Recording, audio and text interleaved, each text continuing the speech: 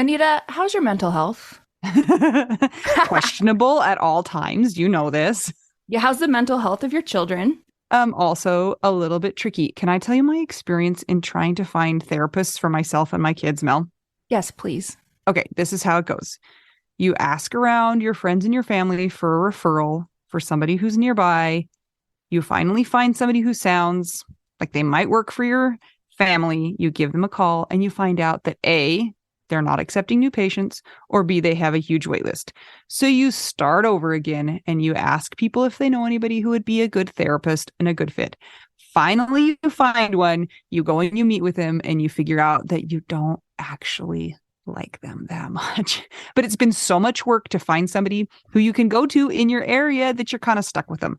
Well, do you have any ideas for how to get around this? I do, because guess what? I've actually had some therapists that I have found on my own, which involves what you're saying. Sometimes I remember one time I was like 3 hours in the bathtub on my phone looking through websites. I was such a prune at the end. But I have also had the experience with working with BetterHelp. And it was like, I don't want to say too good to be true, but because it is true, but it's like amazing because I was matched with my therapist within 24 hours. And you didn't have to go through all of that other ridiculous process of trying to find somebody. And here's the cool thing too, is if that person didn't work out for you, you can just switch and say, and it's not like you're committing to another years long search for somebody who you're going to jive with. It's true. And I lucked out, or maybe just BetterHelp is really good at matching people together because I never had to change my therapist. I loved her. Perfect fit for me. And I know that some of our friends have used BetterHelp and they've had to change therapists, and boom, same day, you can change. Easy peasy. You can ghost your therapist. Get a new one. I love this idea. BetterHelp is one of our sponsors. If you use our promo code trybetterhelp.com/WWDN, you get 10% off your first month. And we totally recommend it. Yes. Get some therapy. That's trybetterhelp.com/WWDN.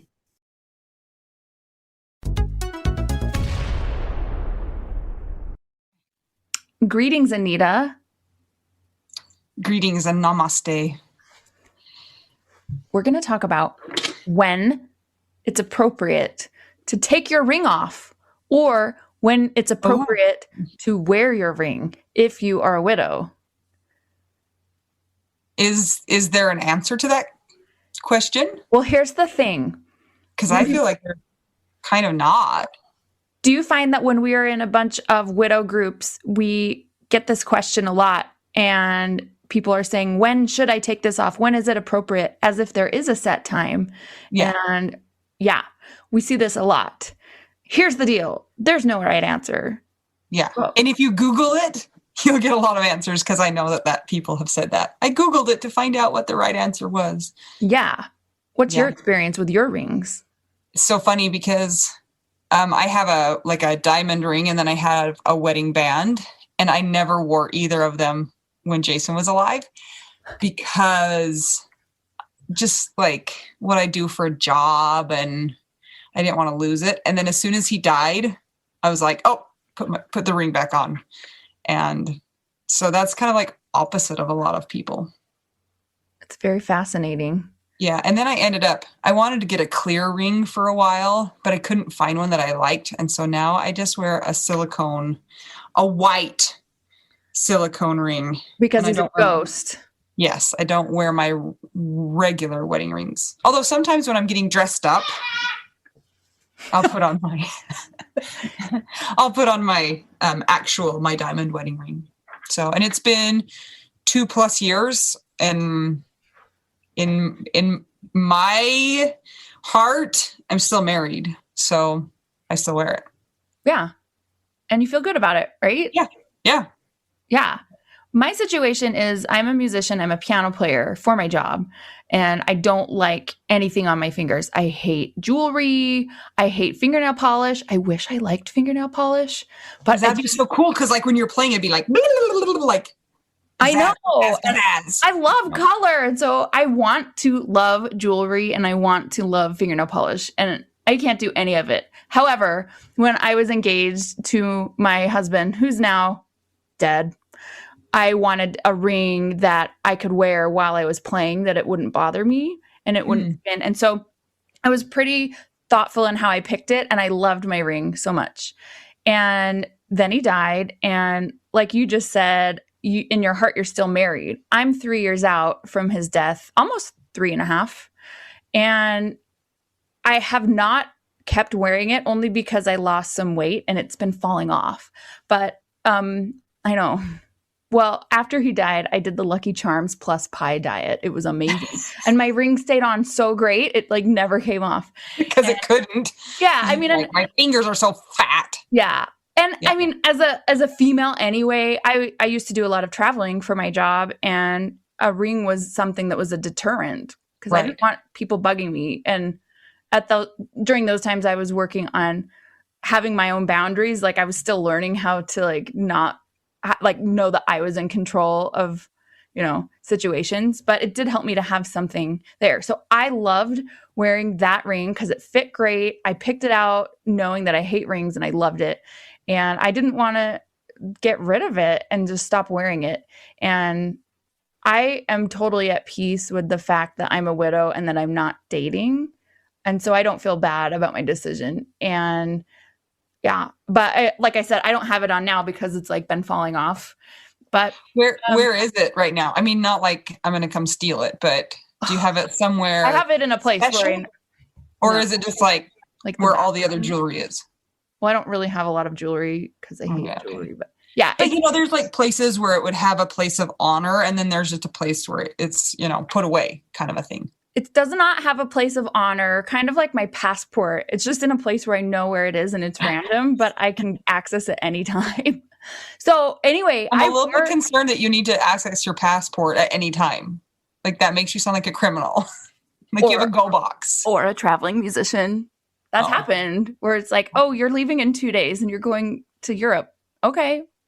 So I know we lead such different lives, right? But so I actually loved wearing mine. And after my husband died, I didn't want people bugging me about dating. And I did. I had a couple stalkers, like legit stalkers that came to my house and like peeped through the windows. It was creepy. Ew. I know. It's weird. Anyway, and so I continued to wear it because it was still a form of protection for me. And it helped me to remember, I was married to this guy that's now not alive. So if I didn't lose some of the weight, I would still have it on. But really, the reality is everybody has their own reason, right? And their own timing. And so I think we always look to outside sources to tell us when it's okay. But really, like, you're the boss. And that's one of the things that's hard about the widowhood journey is like you learn it over time. Like, oh, my reasons are my reasons. Doesn't matter. And there's expectations from external sources. You think like, what are people going to think if I'm not wearing the ring? Or what are they going to think if I am wearing the ring? Like, she's stuck. She's not moving on and all of that kind of stuff. And so sometimes we get into our own heads, not because of what we feel in our hearts, but what we worry about other people thinking about us and our healing and our grief and all of those things. Definitely. What did you do with Scott's ring out of curiosity? He had 2 rings. And he was such a diva. You guys, Scott had all the taste. I had none of the taste. He planned our wedding. He made it look great. He was like a designer kind of a guy. I was like, just do it and I'll show up with the snacks. Yeah. So he had 2 rings because he's like, well, I want one for formal occasions and I want one for daily wear. I know. Guys, he was in theater. He was a theater director. So he had the eye for this stuff. So I actually buried him with the formal ring. Okay. No, actually with the non-formal ring because it matched his casket. I was like, oh yeah, that's so funny that the ring that he picked actually matched his casket that we picked. It was so weird. But I kept the one that matched kind of my ring, and it's also somewhere. I've had to move a few times. It's in a safe place. I got to find it. But I put it on a necklace around me because I did put it on my thumb for a while because it was a physical reminder of, oh yeah, remember that this happened. Like the 2 things that would help me to remember that, I was married to this guy. It was not a dream because we were only married almost 2 years. Yeah. I feel like that too, even though we were married for almost 20 years. I'm still like, was that real? Did that really happen? It like totally messes with you. It looking at the ring and looking at the mock-up of the headstone from the cemetery are the two things that help me to remember, oh yeah, Mel, this happened. You're valid. So I had it on my thumb, then I had it on a necklace, and now it's somewhere. And yeah, but I mean, what you were just talking about earlier, where sometimes the ring means stuff to other people besides ourselves. I think like 8 months out, actually, yeah, 8 to 10 months out. And I was still wearing it. And a mutual friend came up and was like, oh, I see that you're engaged again and you're getting married. Like, wow, that's really great. Like, so you've moved on from your husband dying. And I'm like, what? No, my brain is back on basically the day after he died. Like it's a good reminder for me that everybody else's time moves on in a normal manner and ours stops. So what about you? What do you do with Jason's rings? There it is. His ring is on my finger. It's funny because right as they were about to close the casket, like his ring was on his finger, and the funeral director was like, what do you want to do? Do you want to leave that? Or somebody, I don't even know. Somebody asked me if I wanted to keep it. And at the very last minute before they closed it, I was like, get it. And it was actually really awkward to watch them pull it off of his hand. Yeah. Because well, anyway, so I wear his ring on my middle finger and it fits really well. And then I wear my own ring. And you know what? It's on your middle finger and you can flip people off when they're like, oh, look, I see you're married again. Ding! Look at this. No, nobody has ever made that mistake with me. Nobody's ever said, oh, you're engaged again. I mean, also because it's a rubber ring. So it's not like super fancy. Yeah. Some people like to take it off right after. Mm-hmm. It just is totally personal. And there's not a wrong answer. Yeah. Well, and then some people have modified their rings, have made them different somehow to signify that the relationship has changed. Some people have turned them into other pieces of jewelry. There's just like a lot of options. And like you're saying, there's not really one that's right or wrong. It's just whatever feels right to you. And often you don't know what feels right. And so you just kind of play it by ear. You just kind of wait and try different things and see what feels good to your soul. It's going to change all the time. One day you may be like, no, I'm never taking this off. And the next day you might take it off and be like, oh, I don't have a feeling about it. Cool. Whatever. Yeah. And you know, I think a lot of times just what you described is how those changes happen. So you're like, you have to go somewhere and you have to take the ring off and then you just keep it off. Or you're like, oh, my finger is skinny because I stopped eating just Lucky Charms. And so it doesn't fit anymore. So I take it off. So it's not like a conscious, I am done wearing this ring. It's like, I had to take it off for another reason.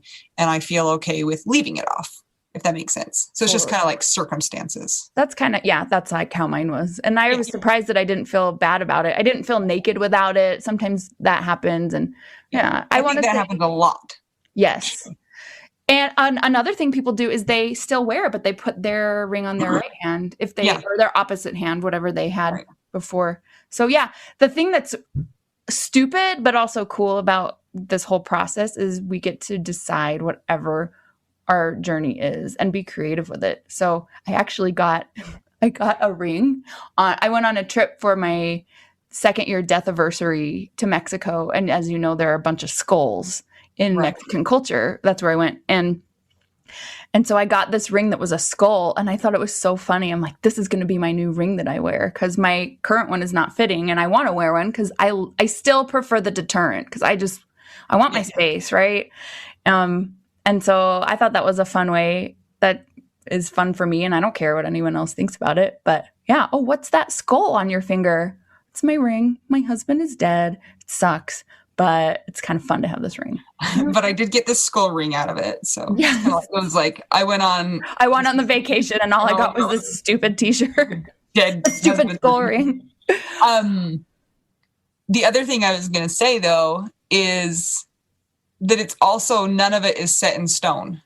I mean, to a certain degree, I mean, like if you melt it down and forge it into a new thing, probably not going to come back. But if you take it off and it doesn't feel right, you can put it back on. And people probably will, if people are even noticing, people will probably think that's weird, but who cares? It's like, try it. And if you don't like it, then try something different. Yeah. Have fun with it. Anita and I got each other widow rings. Yeah, they were. But with ghosts on it, but then it kind of rubbed off. I know they were stupid. Hey, I have a question. Mm-hmm. You have kids. I don't have kids. Correct. Does that, You can hear them laughing in the background. I hear them maniacally laughing. Yes. I don't know what's going on out there. Does your decision to keep your ring on, is it affected by your kids and what they might think? Honestly, I don't ever even think about it. Like, I just wear my ring, and I have really thought about it maybe like 3 times since Jason died. So it's just like habit, and I don't even think about it. So no. Yeah. We have so many things in our lives where we feel like we should. And what we have learned during our widow journey, that's a common phrase, is stop shoulding all over yourself. Mhm. So everyone, remember that. Should you not? Doesn't matter. You're the boss. And if Yep. people have a problem with it, they're going to have a problem with it. It's fine. And it's not your problem. Yeah, It's their problem. Yeah. And sometimes, depending on where you're at in your journey, you're affected by other people's opinions more than later. So it'll change. It's okay. We want to hear what you guys are doing with your rings. Comment below. Tell us some of the creative things you're doing. Yeah. Or when you felt it was right, or any crazy stories about people asking you and you having to explain yourself. All of the things. Tell us all the things. Excellent. Let us know what you Okay. think. I'm Anita. I'm Mel. Wait a minute. I'm just kidding. I'm Mel. I'm Anita. Oh man, we're 2 young widows, and we're just trying to figure out to ring or not to ring. Widow we do now.